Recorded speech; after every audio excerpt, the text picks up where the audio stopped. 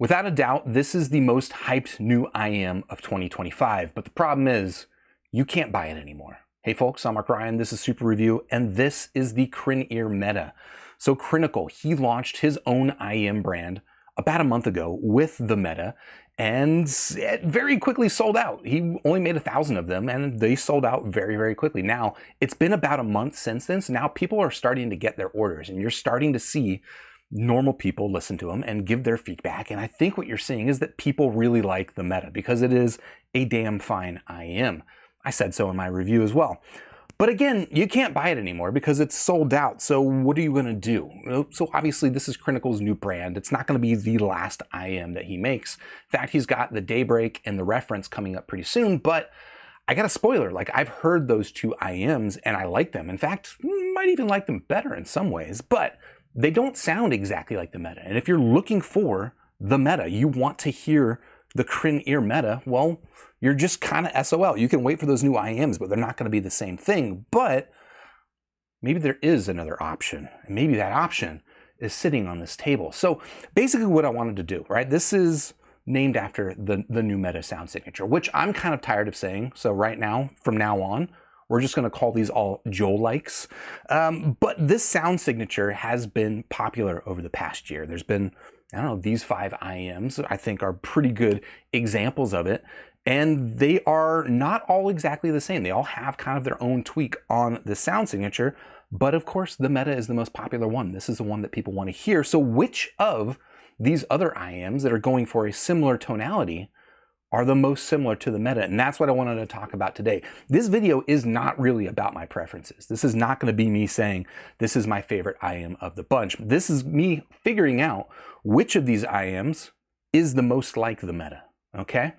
And we're going to do it in a couple ways. We'll talk about the physical form factor because the Meta's physical form factor is quite appealing. But then we'll also focus this mostly on talking about the sound. And it's not just going to be graph sniffing. You know, you can go on Squiglink, you can look at all the frequency response graphs, and we'll probably do a little bit of graph sniffing today. But mostly I want to talk about how they actually sound in my ears. So this is not without my subjectivity. But again, this is not about my preference. This is me as they sound in my ear. Which one sounds the most like the Meta? So with that said, let us talk about what we have here on the table. Of course, we've got the CrinEar Meta. Price on this was $250. Driver configuration, still a mystery. Here we've got the Kiwi Ears KE4. When it came out, it was $200. I don't know what it is now. Who knows what prices are anymore? And I believe this is a 2BA 2DD set. Here we've got the EPZ P50. It's a tribrid set, so it's also got some microplanars in there. I forget the exact driver configuration, but price on it is pretty similar, around $200, $220, $180, depending on where you buy it. Here we've got the new Ziigaat Lush, which I reviewed pretty recently. This is also a hybrid set. I think it's a 1DD 4BA, and it's probably the cheapest. It is, in fact, the cheapest here on the table at about $180. Over here, of course, we've got the Moondrop Cross Crinacle Dusk, which I've got it on an analog cable. I'm going to talk about this I don't normally, like, mostly I listen to this thing on an analog cable, but I'm going to talk about this thing from its DSP default configuration. And if you don't know what that is, go back and watch my review of the Dusk. But basically, with the cable that it comes with, it has a tuning that is very similar to all of these. And then finally here, oh wait, I didn't mention the price.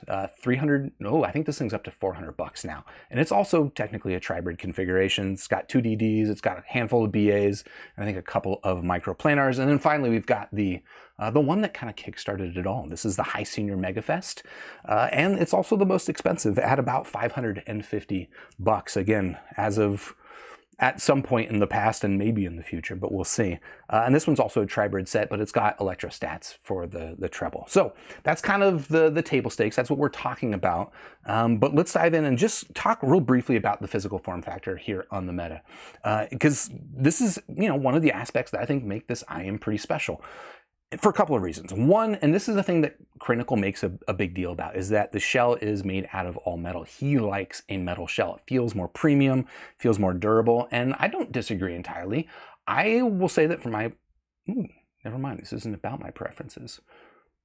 But I don't mind plastic shells. We'll just say that. But the shell itself is a nice shape. You can see it's like got this semi-custom molded design. It fits quite nice. And here's what's maybe the most important thing that's not obvious if you're just looking at it here in the video is that it fits a little bit unlike I'm gonna describe this as kind of like a medium small shell, right? Whereas a lot of these IEMs are gonna fit not quite medium small. So if you're looking for that kind of fit and this kind of build, well, which one of these is the closest? Now, I'll just go ahead and say up front, none of these are made out of metal the way that the Meta is. So if you're looking for that aspect of it, you're not going to get it with them. However, they are all semi-custom molded in a way. They all, conform to my ear. And for me, my comfort, like I generally find them all pretty comfortable. But there is one that I think is the most like the Meta in terms of its form factor. And it's actually this one, which is the EPZ P50. And the reason is just, well, it's got that semi-custom molded design, as you can see here, but it's also a little bit smaller than the others. So if I pull in the Kiwi Ears KE4, it's also got the semi-custom molded shaping and stuff like that. These both are made out of a resin, but I don't know how much it's going to come across here as I show you on camera, but I can tell you that with certainty, when you put these things in your ear, at least my ear, the EPZ feels quite a bit smaller. This feels like more of a typical medium fitting shell, whereas this is just a little bit roomier, a little bit more comfortable, and I think is going to fit more ears in a way that the Meta does. The next closest would probably be the Mega5-EST. It's a little bit smaller than something like the Kiwi Ears. So let's see if we rank these in terms of like how close they are to the Meta's fit. I'm going to say this is the number one. Probably the Kiwi, or the Mega5-EST will be next in terms of fit. Then probably I would say the KE4. So this is like small, medium, getting larger. And then I'm going to go with the Dusk, although this is a pretty different shape. For me, fits very comfortably, but it's going to be definitely on the medium large side. So it's going to be a little bit more risky, I suppose, if you're not certain. And then down here in the back is going to be the Ziigaat, because it's also a little bit kind of medium large, and it just feels a little bit less custom molded to the ear shape. So that's kind of how I think they rank from top to bottom in terms of how close they approximate the fit and physical form factor of the Meta. But like I mentioned before, we're going to talk about the sound, because that's really the thing that brings all of these IEMs together. And I haven't really planned this out. I'm not really exactly sure how I should go about doing this. We could go about this in alphabetical order. We can go about this in price order. Let me think. Well, okay, let me just start with these two, because they're both Crinacle, right? So we've got the Crinacle cross, or the Moondrop cross Crinacle Dusk. Again, assume it's on the DSP cable with the default sound signature, because that's pretty similar to what he was going for with the Meta. And if you look at the frequency response graph, you will indeed see that. In fact, let me pull it up. So this is a frequency response of the Meta. Let me overlay over the top of it the Dusk DSP, which I think, oh, there you go. It's the same color, so you can't see it. But there you go. We'll make it red. And you can see there is a lot of overlap. Like I promised, these are going for a very similar sound signature because, well, one, they're tuned by the same guy.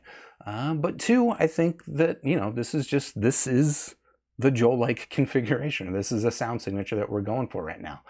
I would think maybe intuitively that the Dusk DSP would be the most like the Meta, but I actually don't think it is. And interestingly, in terms of the frequency response, it's not obvious to me why, because when I listen to these two IEMs, the Meta ends up sounding a little bit more contrasty. It sounds a little bit more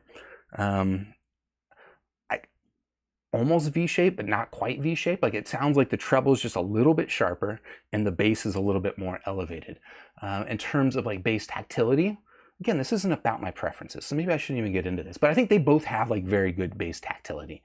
And I think that is an attribute of the Meta that's pretty important to keep in mind, is that especially versus a lot of these other IEMs that have gone for the sound signature, most of them have not had good bass. But I do think that the Dusk DSP has fantastic bass, maybe even the best bass. And I think it's maybe even, I would say it's probably the closest to the Meta's bass. Yeah, probably. I don't know. We'll see as I go through all these if I say otherwise. But let's say in bass, they might be the most similar. But really, yeah, I just find that the Meta ends up sounding a little bit contrastier and a little bit less kind of mid-range vocal forward. Which again is like, I don't know that the graph necessarily tells that story, but to my ear, that's absolutely what I hear, is that the Dusk comes across just a little bit more low contrast, a little bit more mid-rangey, and it doesn't quite have that contrasty bite to the Meta, if that's what you're looking for. So between these two, I would say that they are similar, but not exactly alike. Let me actually go to the next one. Maybe this is the way that we'll do this. And I should have thought of this before, but we're winging it. This is the Ziigaat Lush. This is the one that I'm going to say is just right off the bat the least like the Meta of the bunch. And that really does come down to kind of a similar characteristic that I was describing there with the Dusk, is that level of contrast. So let me pull up the squigs real quick, because this is, I think this should actually be pretty visible in the squigs. So here's the Lush. And again, you see a lot of overlap and similarities here with the Meta. You see that, you know, the Lush is a little bit less bassy, and I think that that does come across. Definitely the bass on the Lush is less tactile. It's less like sharp and snappy, but it's also a little bit less in quantity. So if you're looking for something that's a little bit less bassy, you might prefer that. But I would say if you're looking for the Meta sound, that is a pretty big difference versus the Meta. And then up here in kind of like the vocal region, and especially in the treble, this difference might appear maybe not as meaningful as you might think, but I think that this delta in the treble really does end up being kind of the biggest difference between the Lush and the Meta.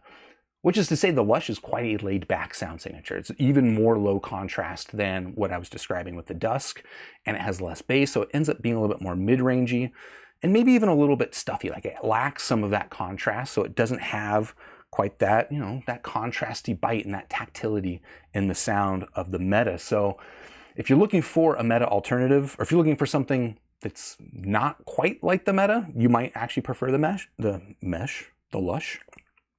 But if you're looking to have the Meta because you can't buy it now, well, I would not recommend the Lush. That would not be the direction I would push you. In fact, another one that I would not push you toward, spoiler I suppose, is this. This is the Hisenior Mega5-EST. And it's not because I don't like the Mega5-EST, but again, this is a video about which one is the most like the Meta, and I think that the Mega5-EST is one of the least like the Meta here on the table. Let me similarly pull up the squigs so we can do a little squig crafting. But again, this is really more focused on what they sound like to my ear, which isn't always represented here. So, in fact, I haven't even done this comparison side by side in a bit, but let's see what we can see. You know, bass levels, they look pretty similar. What I will say, mid-range seems pretty similar, maybe seems a little bit thinner on the Mega5-EST, maybe a little bit more forward in kind of the lower treble, upper vocal region. Maybe this more treble makes a difference. Here's what I'll say. To my ear, the main difference between these two is that the Mega5-EST doesn't have that same sense of contrastiness that you get with the Meta, right? It doesn't have that bite, and you know, maybe because of that's a little bit less incisive. It doesn't have that, you know, really strong separation between sounds that the Meta does. I think also the bass in particular is just not good. This is probably the worst bass here on the table.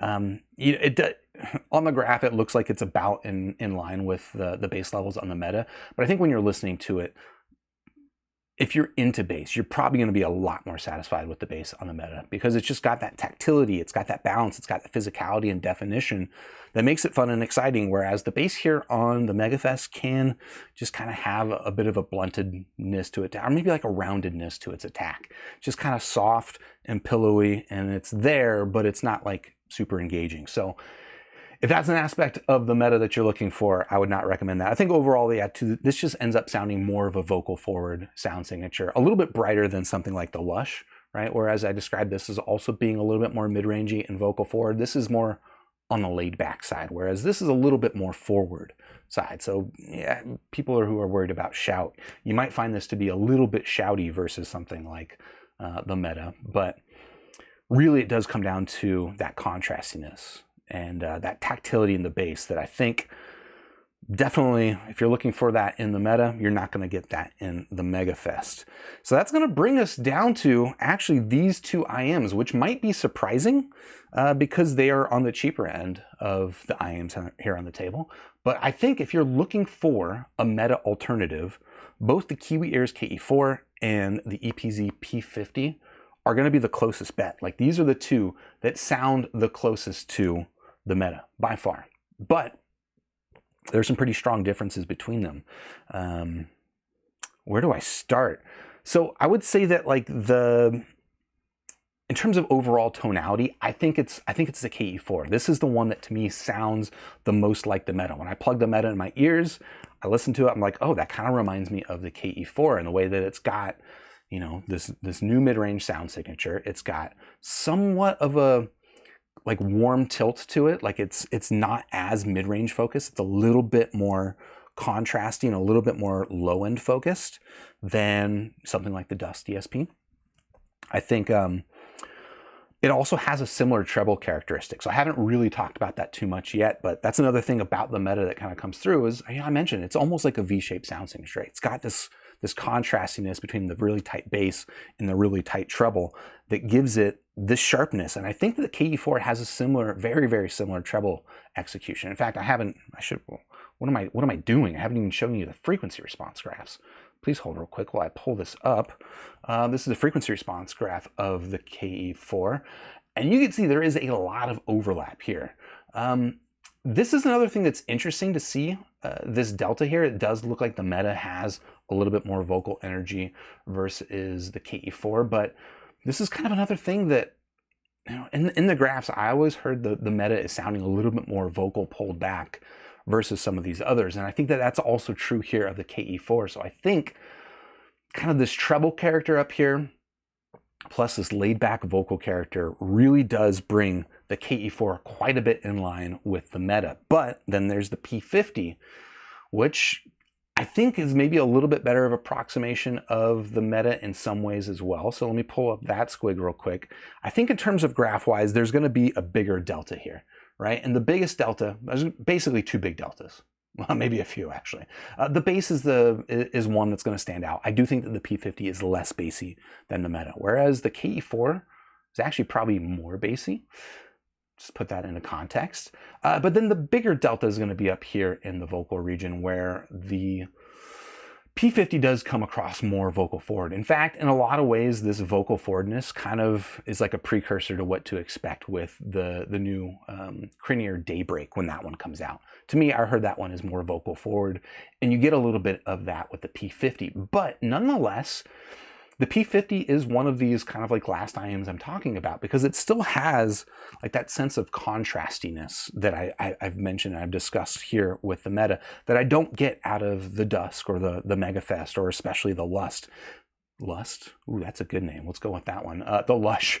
But it has that sense of contrastiness that almost gives it not quite a V-shaped sound signature, but it kind of gives you some of those aspects of it. And then I think also the bass has a little bit more tactility here on the P50 than what you get on the KE4.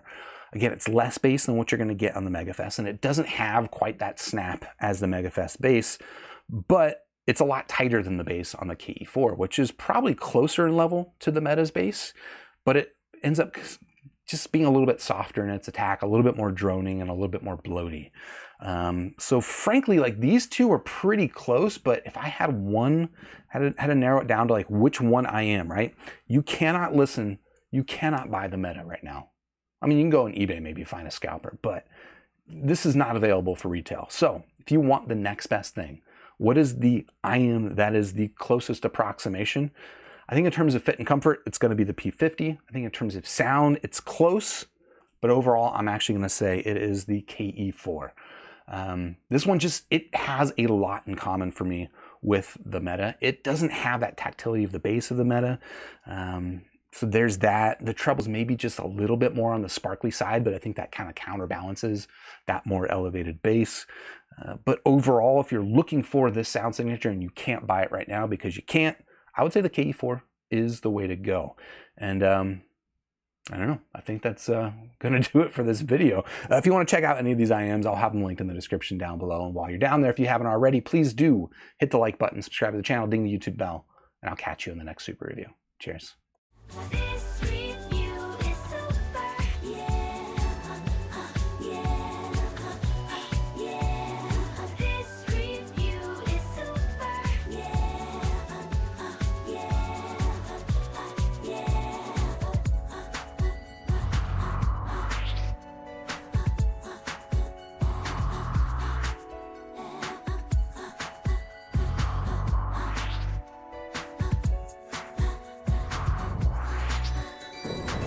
Joined with the force of reviews, we now have the tools to brave the misleading world of audio fools. Hey, this review is super, and so are you. Grab your headphones, sniff a graph, and share your thoughts in this pursuit. Let's begin with the theory.